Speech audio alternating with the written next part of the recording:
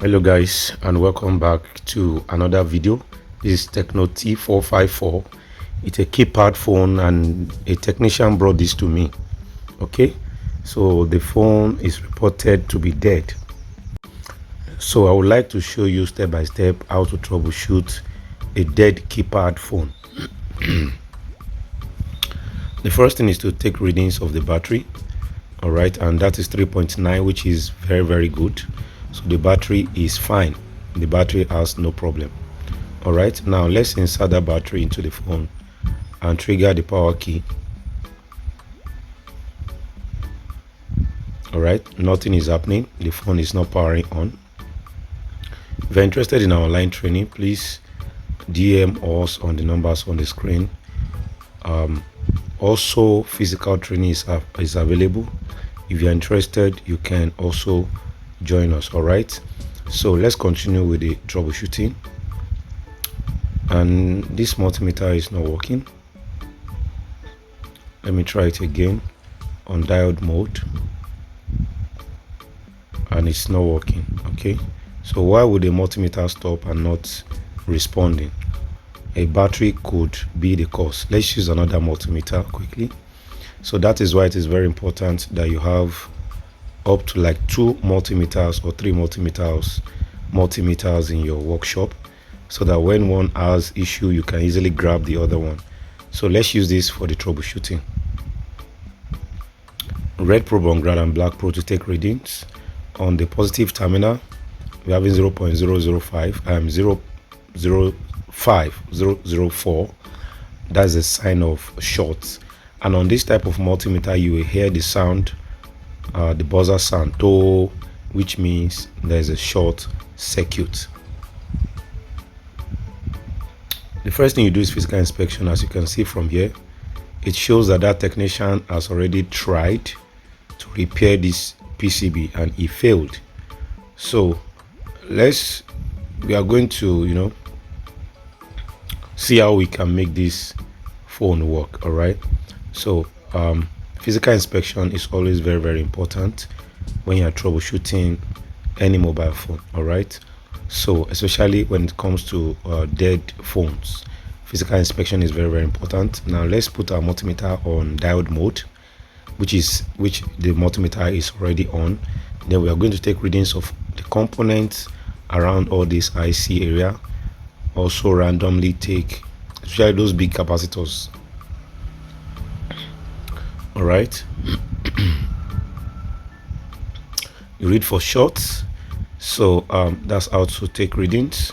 And if you want to learn more about this, I have 5 series video in my YouTube channel, all right, on how to use multimeter, digital multimeter. So please go ahead and watch the video. And when you're watching the video, always take notes, okay, so that you won't forget those things that you have learned. All right, so what I'm doing right here is looking for shorted components like capacitors, thereabouts. Most commonly on keypad phones, capacitors are mostly the culprits. So all right, and this capacitor is short as well. Remember, we took a short reading from the back side. This is the front side, and that is short as well. So let's go to this other side, and this capacitor is also shorting right there. All right, so we have shorts, 2 short circuits from the front side.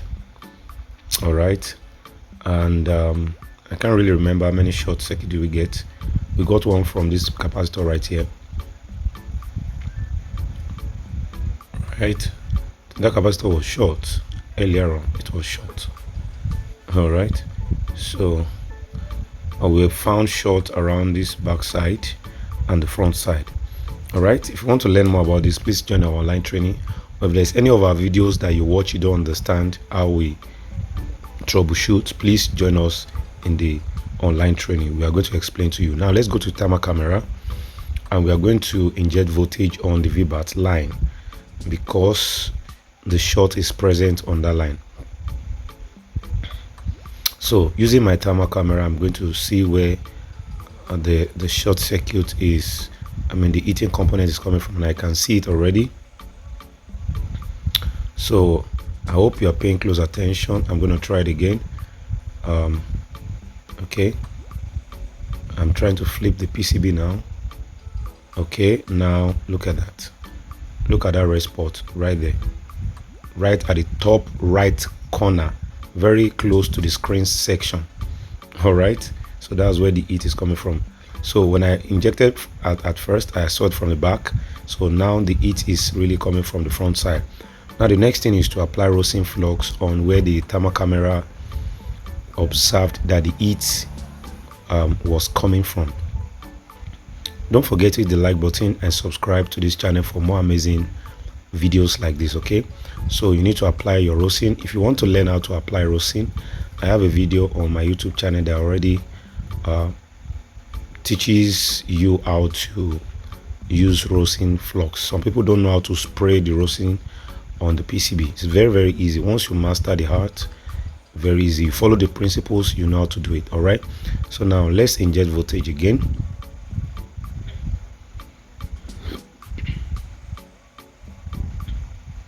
All right, I'm going to connect the positive probe to the VBAT line, and I'm going to take my GND from the front side.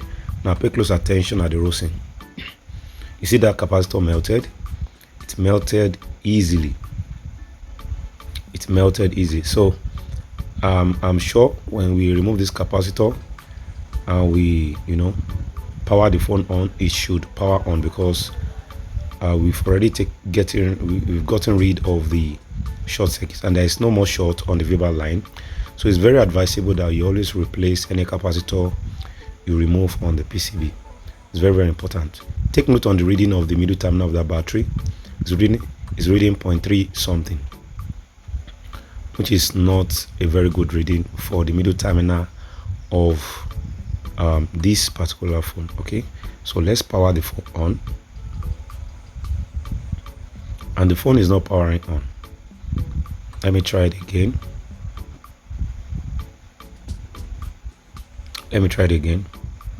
Okay, and the phone is still not powering on. As a technician, if you experience this, what are you going to do next? What is your next line of action? All right, what's your next line of action? Okay, remember that was short. There is no more short. The phone's supposed to come on, but the phone is not coming on. Okay, what could be the problem? Now let me take readings of the power key, and it's giving me 3 point something, which is okay, but it's still not powering on. All right, let's move on to the next step to take. All right, I've already taken reading from my DC power supply, and I'm sure where the problem is now. All right, so if you don't know how to use your DC power supply to take readings, DC power supply is one of the equipment that helps you, that gives you a clue of where the problem could be. Now the DC power supply is telling me the processor might be having issue, and that is why you see me reflowing the processor right here. You can either reflow the processor or you reball it. All right, you either reflow or reball it. If you want to learn all these things I'm talking about, please join our online training. They are explained properly. All right, everything is explained properly in the training. Okay, now let's try and power on the phone after we have reflowed, or if possible reballed the processor. Okay, so let's go, and the phone is working properly now. Guys, hit the like button. If you're interested in our online training, please DM us on the numbers on the screen. We're going to help you become a better technician. This is how to do troubleshooting step by step, and you'll be able to get results. You get good results. Okay, so DM us on numbers on the screen. Don't ask questions. The online, that number is just for the online training. All right, so, and physical training is also available. I hope you have learned a lot in this video so far. Don't forget to hit the like button and subscribe to this channel. I'm going to see you again in another video. Peace.